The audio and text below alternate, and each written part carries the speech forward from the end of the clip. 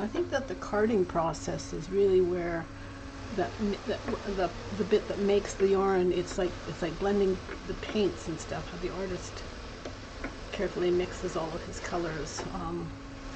The spinner does that mixing at the carder, and the better that the colors are blended here, the better that the finished product is going to be.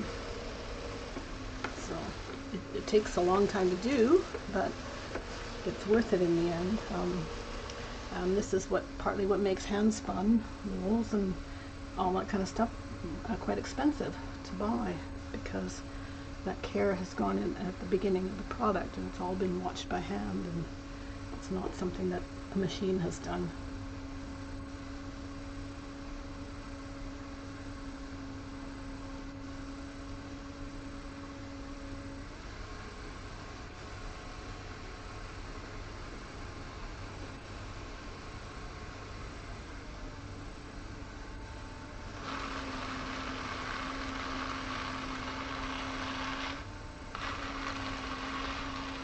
If you leave a bunch of lumps in here, then the finished product is going to have a bunch of lumps in it.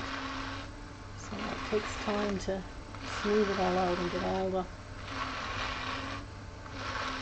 fibers in order.